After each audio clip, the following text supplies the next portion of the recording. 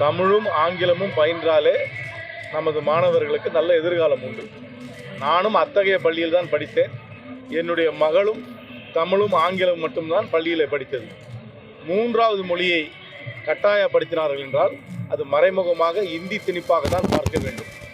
இந்தி திணிப்பை என்றும் தமிழ்நாடு ஏற்றுக்கொள்ளாது.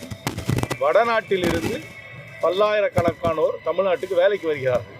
ஆனால் அவர்கள் வேலைக்கு வரும்பொழுது யாரும் ஆத்திச்சூடியோ திருக்குறளையோ படிச்சுட்டு தமிழ் இலக்கியமோ இலக்கணத்தையோ படிச்சுட்டு தமிழ் பேசவோ எழுதவோ தெரியாமல் தான் வராங்க. ஆனால் இங்கே வேலை செய்யும் பொழுது பழகிக்கிறாங்க, மொழியை கற்றுக்கிறாங்க. நம்மளும் யாரையும் மொழி தெரியாததுனால அவங்கள ஏற்றுக்காமையோ அவங்கள விரட்டி அடிப்பது கிடையாது. அதே போல் தமிழ்நாட்டிலேருந்து யாராவது வேலை காரணத்துக்காக வடநாட்டுக்கு சென்றார்கள் என்றால் அங்கே போய் அவங்க பழகிக்குவாங்க. யாராவது இந்தி பயில வேண்டும் என்றால் தமிழ்நாட்டை பொறுத்த வரைக்கும் சென்ட்ரல் ஸ்கூல் இருக்குது, சிபிஎஸ்சி ஸ்கூல் இருக்குது, கேந்திர வித்யா ஸ்கூல் இருக்குது, சில ப்ரைவேட் ஸ்கூலில் கொடுக்குறாங்க, அதில் போய் படிச்சுக்கலாம். ஆனால் தமிழ்நாடு அரசாங்கம் நடத்தும் பள்ளியில் மூன்றாவது மொழியை கட்டாயமாக்குவதை எந்த காலத்திலும் ஏற்றுக்கொள்ள முடியாது. அப்படி அதை மூன்றாவது மொழி என்று சொல்லும் பொழுதே அவர்கள் இந்தியை தான் திணிக்க மனநிலையில் இருக்கிறார்கள். என்ன ஆகுனாக்க கொஞ்ச நாள் கழித்து எல்லா கவர்மெண்ட் ஸ்கூலையும் நமக்கு டீச்சர் இருக்காது.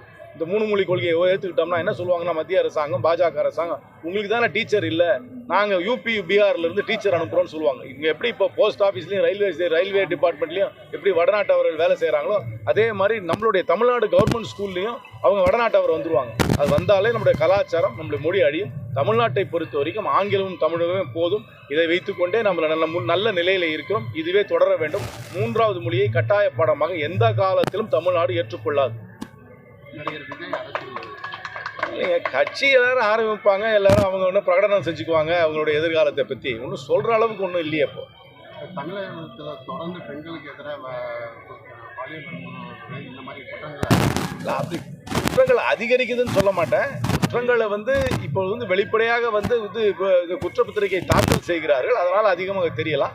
இதை அரசாங்கம் கடுமையான நடவடிக்கை தான் எடுக்குது. நேற்று கூட ஒரு கலெக்டர் ஒரு தவறாக பேசுனதுக்காக உடனே இடைநீட்டு அவர் பணிமாற்றம் செய்தார்கள். அதனால் இதை தடுக்கிறது சமுதாயம் தான் தடுக்கணும். சமுதாயத்துடைய விழிப்புணர்வு மூலமாக நம்மளுடைய வளர்ப்பின் மூலமாக தடுக்க முடியும். அரசாங்கம் சட்ட ரீதியாக நடவடிக்கை தான் எடுக்க முடியும். அது இந்த அரசாங்கம் எடுக்குது என்று தான் நான் நம்புகிறேன்.